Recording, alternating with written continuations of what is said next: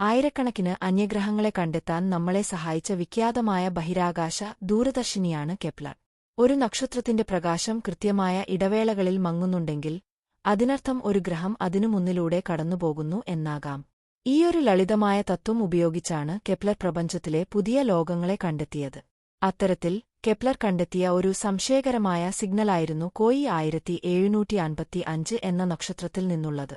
ഈ നക്ഷത്രത്തിന്റെ പ്രകാശവും കൃത്യമായ ഇടവേളകളിൽ മങ്ങിയിരുന്നു. സ്വാഭാവികമായും അതിനൊരു ഗ്രഹമുണ്ടെന്നാണ് എല്ലാവരും കരുതിയത്. എന്നാൽ വർഷങ്ങളായി ഈ സിഗ്നലിന്റെ യഥാർത്ഥ ഉറവിടം ഒരു നിഗൂഢതയായിരുന്നു. ഇപ്പോൾ ചൈനയിലെ സിൻജിയാങ് ആസ്ട്രോണമിക്കൽ ഒബ്സർവേറ്ററിയിലെ ഒരു സംഘം ഗവേഷകർ ആ പ്രപഞ്ച കുട്ടാന്വേഷണ കഥയുടെ ചുരുളൊഴിച്ചിരിക്കുകയാണ്. എന്തായിരുന്നു ആ നിഗൂഢത? കോയി 1755 നിന്നുള്ള സിഗ്നലിന് എന്തോ ഒരു പന്തികേടുണ്ടായിരുന്നു. ഈ രഹസ്യം കണ്ടെത്താൻ ഗവേഷകനായ വാങ് ഹാവോഷിയുടെ നേതൃത്വത്തിലുള്ള സംഘം കെപ്ലറിന്റെ ഡാറ്റയെ ഒരു പുതിയ രീതിയിൽ സമീപിച്ചു. കെപ്ലർ പകർത്തിയ ചിത്രത്തിലെ മൊത്തം പ്രകാശം അളക്കുന്നതിനു പകരം ആ ചിത്രത്തിലെ ഓരോ പിക്സലുകളെയും അവർ പരിശോധിച്ചു. ഒരു ഡിറ്റക്റ്റീവ് സൂക്ഷ്മമായി തെളിവുകൾ പരിശോധിക്കുന്നതുപോലെ. അപ്പോഴാണ് അവർ ആ നിർണായകമായ കണ്ടെത്തൽ നടത്തിയത്.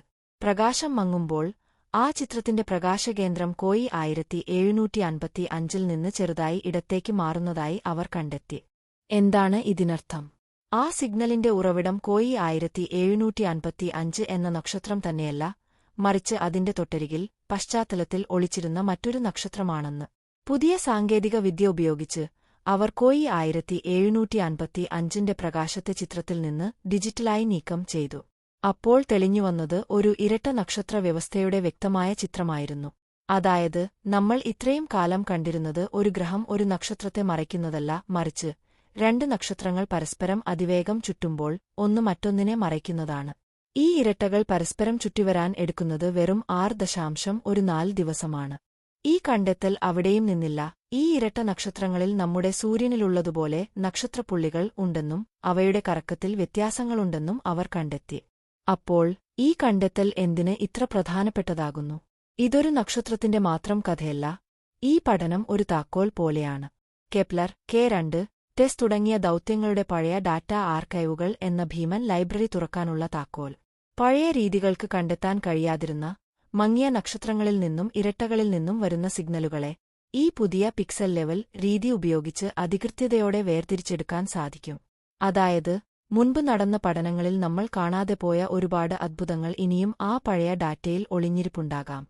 ശാസ്ത്രജ്ഞർ ഇതിനെ രണ്ടാം ഘട്ട കണ്ടെത്തൽ എന്നാണ് വിളിക്കുന്നത്.